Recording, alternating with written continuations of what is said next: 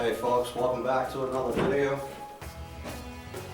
So, figured we'd do the second installment here of the Survival Basics series. Let me just get rid of what's on the board from the last one, scratch down a few things, and we'll get back with it. Alright, so it's something I cover pretty consistently here at my school, opposed to other schools perhaps, is 6 survival priorities. I've shot a bunch of videos where I discuss this and what I think about it. And basically, I believe this is all you need to concern yourself with when it comes to a survival situation. As we discussed in the past video with the acronym Woodsman, the very first W there is what's the situation. So again, just to recap kinda, the situation will always dictate to you which one of these things, the 6 priorities, is more important to you at that time in that situation. And again, I don't deviate from this because I think it's pretty much that simple. However, there's a little bit more to it than that. And I'm going to preface everything else I have to say moving forward from here with a lot of what I'm going to cover after this is inspired by my buddy Tim Smith at Jack Mountain, although I was already on track and kind of came up with the same information on my own on what I believe to be true. And it's just personal opinion. Everyone teaches this stuff differently for different reasons, and we all have our own agenda, if you will. But having met up with Tim and guest instructing for him at a couple different classes, when I seen the way he talked about this kind of thing, and he doesn't teach this per se, but when he discussed how he thinks about things, it just kind of hammered home to me, and again in my opinion, that I was on the right track on what I believe in.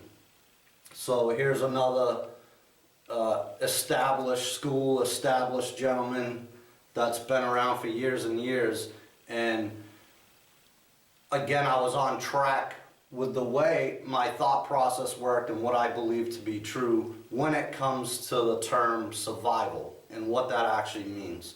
So having said that, I'm just going to inject a little clip here from a past video for you guys that kind of defines the term and how him and I actually both think about it.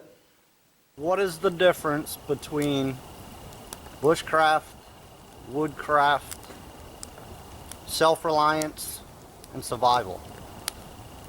And having watched a couple of Morris Kahansky's videos, I haven't watched probably but 2 or 3 anyway, he did a pretty good video on definitions, and if you haven't seen that, I highly recommend checking it out. Morris has a way with words and a thought process unlike any other. So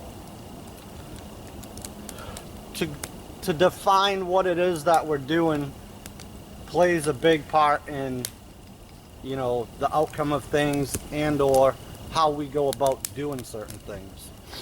And I'll start with survival because I think that is a pretty clear-cut definition and what the word actually means. You know, having all the survival shows on TV nowadays and all the YouTube videos for people to watch and make and all that stuff, that term's kind of thrown around loosely, as are a bunch of other ones.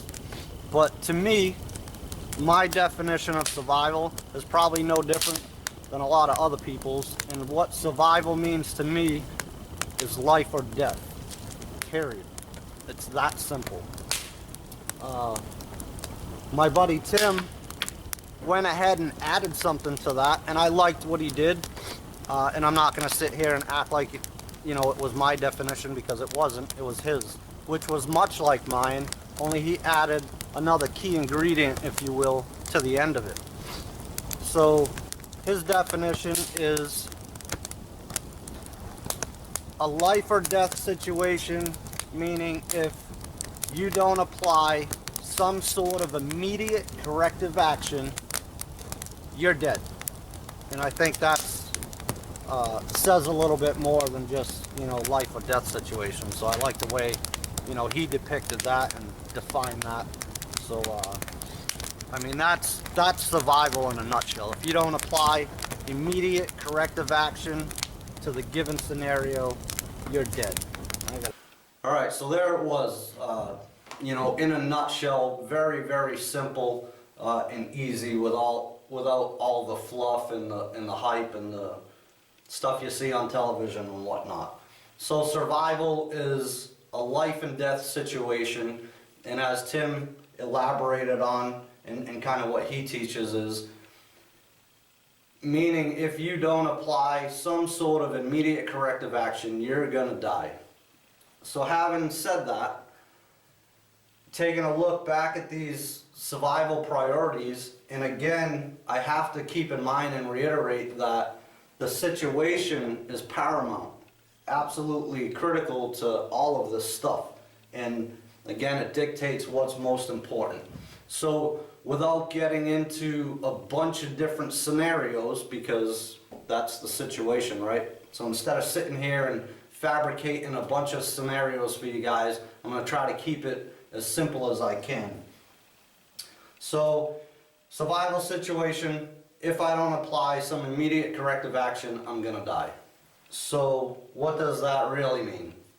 And again, kind of the way I think about it. There's only so many of these that you really need to concern yourself with. Fire, shelter, kind of go hand in hand, and basically what those refer to obviously is maintaining your body core temperature. Now we know that fire does an absolute ton of things for you, but that's not what I'm talking about. Yes, it cooks, disinfects water and all that stuff, but in the simplest senses of the words, fire and shelter are going to help you maintain body core temperature. That is ultimately your biggest concern in a survival situation. Another thing that you need to concern yourself with is water. So hydration, being properly hydrated to where your body and more specifically the cells in your body can function is going to play a critical role in your survival. So water and or hydration is absolutely huge. So again, body core temperature, water. The only other thing that is really of the utmost importance, again, back to that word survival and what does it really mean, if I don't apply some sort of immediate correction action, I'm gonna die, is first aid. So the way Tim talks about that at his classes is, whatever the situation is, something just happened and now you're in a survival situation. So the first thing that you want to do is some sort of rapid trauma assessment. Okay, is anything wrong with me? Bleeding out, broken arms, legs, all that type of stuff, all right? So we're talking first aid here. So immediately, first aid, something just happened, rapid trauma assessment, am I good? And that's the first thing you are going to have to deal with. After that, it's body core temperature and hydration. And that's as simple as it gets.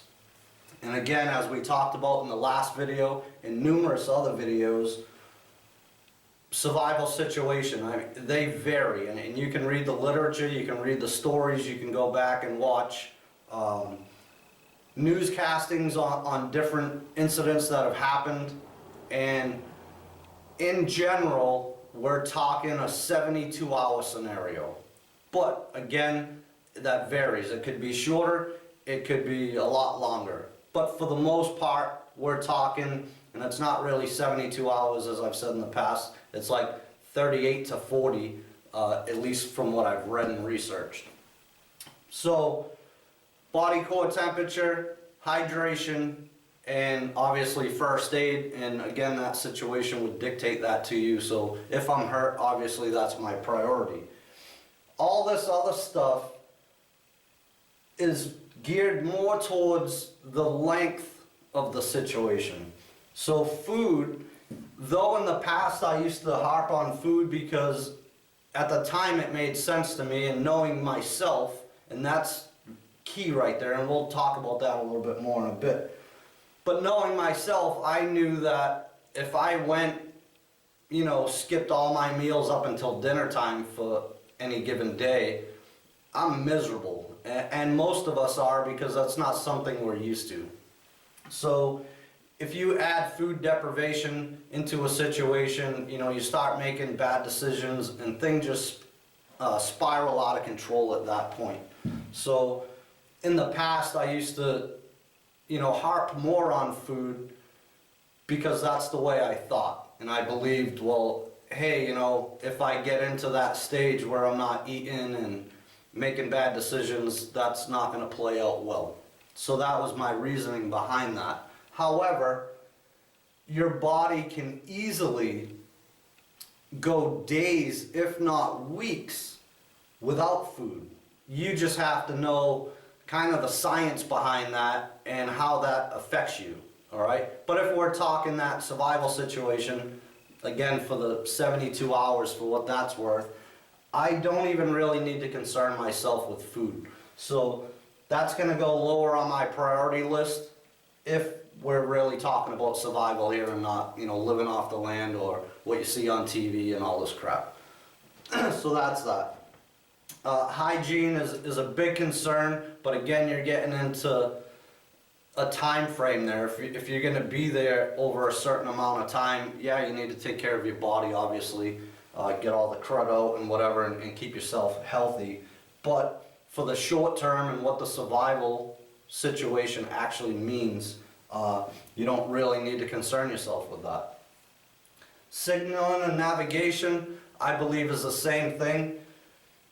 You're gearing more towards time and or, again, the situation overall. So signaling, to me, and this is just my opinion for what it's worth, I believe that's the stuff you see in TV shows and movies and stuff like that.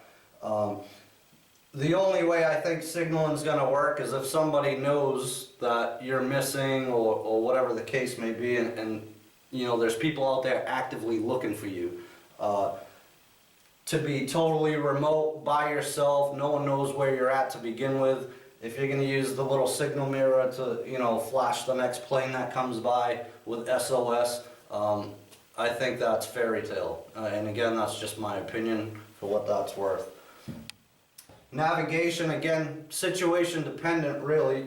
So if you left your plan in place and you've done all the things right and you're missing, people are going to know about it and probably going to be out looking for you. So at that point, navigation is probably the last thing you want to do because you want to stay put.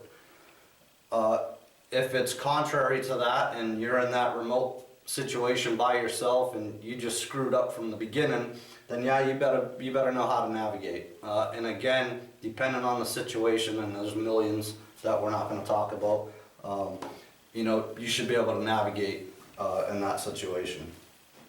So just a little deeper look into the survival priorities, and again, what I've been heading towards over the years, just trying to dumb it down and make things simple. That's kind of what I came up with. And again, having the privilege to work with Tim and be friends with him and do things together, spend a good amount of time in the woods together and stuff like that.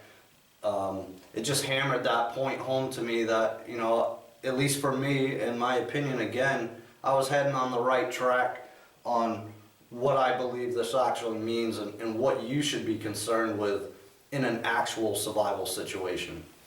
So, survival isn't out here living off the land. It's not most of the crap that you see on TV and that sort of thing. So, lots of bad information is passed around regularly. YouTube, blogs, Facebook, the whole bit. And I try as best I can to keep away from that and just dumb it down to the simple level and what actually makes sense to share with you guys. So hopefully that made sense. Again, You know, I don't claim to be the best. I'm no expert by any stretch of the imagination, but I like to keep information that's good and relevant and share it with you, if nothing more than to open your mind and to get you to think, you know.